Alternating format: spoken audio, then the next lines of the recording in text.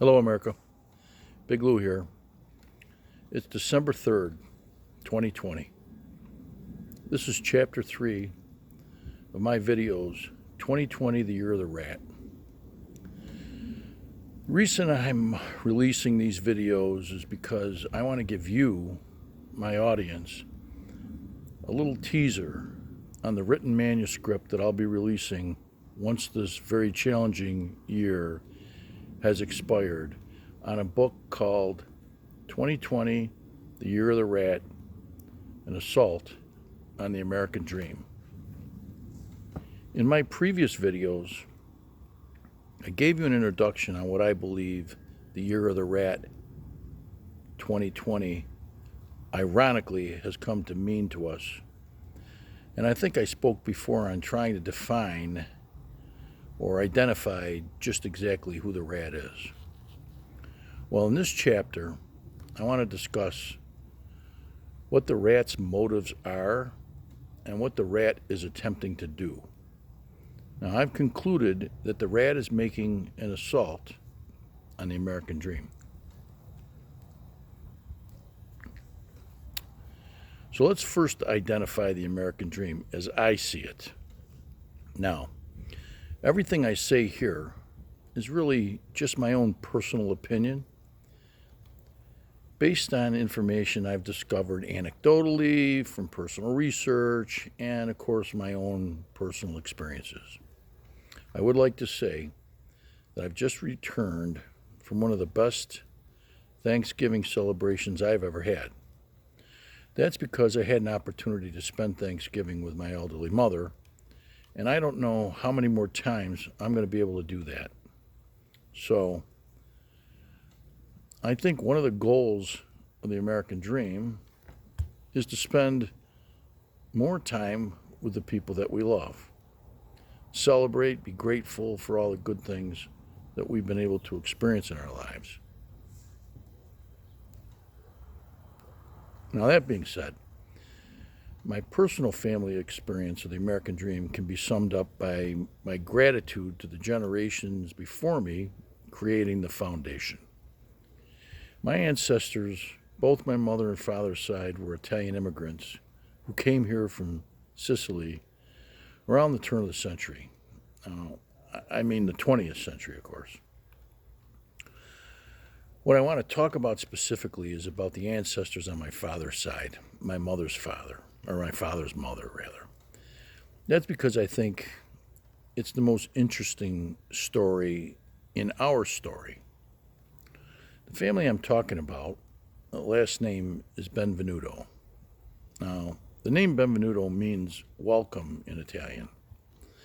I think there's a great number of people who would say that our great country, the United States of America, was built on the notion of people coming from other lands and being welcomed into a new society.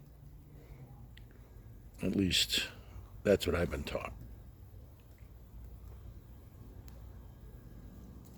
Now, in our family, my great-grandfather, Ernesto Jack Benvenuto, as the story goes, and of course the story may have some minor interpretations, changes, depending on who you talk to in my family.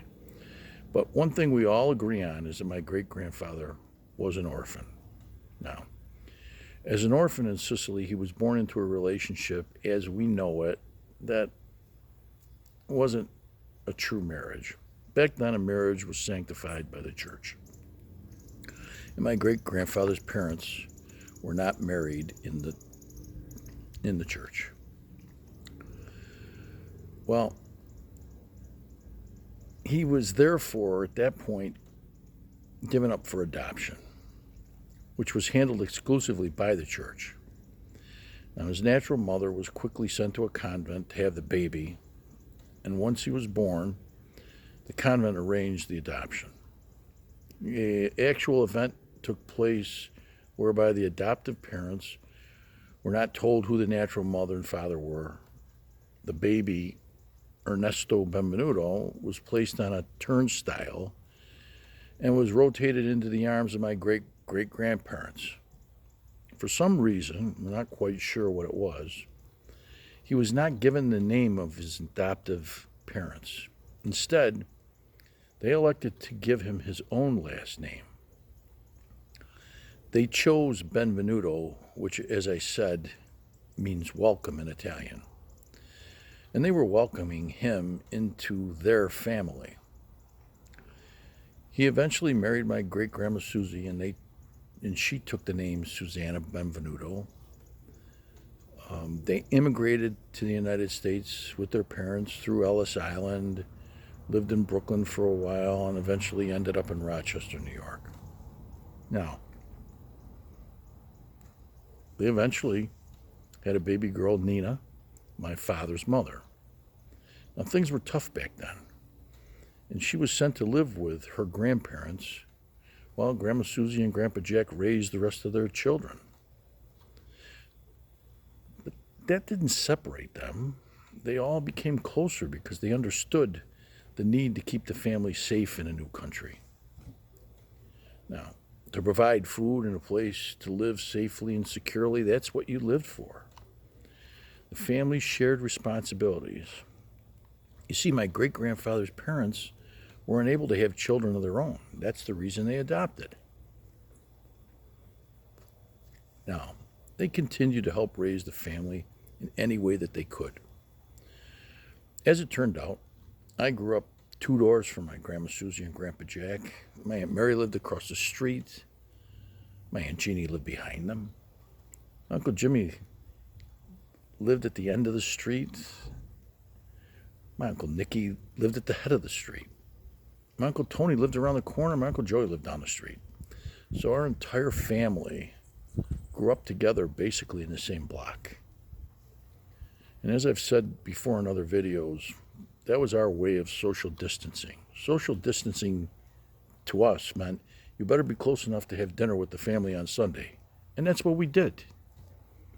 As time progressed, each one of those families grew. But one thing that we never did was abandon our family. And around that, our cultural values were established, our religious values were reinforced, and our love for each other continued on. Now, unfortunately today, in 2020, I think there are proponents in the world who see that family strength and dedication and devotion stands in the way of a lot of things. Particularly how people react when others try to control them. Now, as time has gone on, one thing I've noticed is the weaker our ties become to our own family, the less control we have over the people who are trying to attack that. Now then, the rat becomes the surrogate family.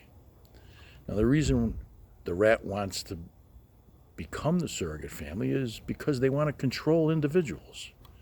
They want to control the way you think. They want to control the way you worship. They want to control how you're governed.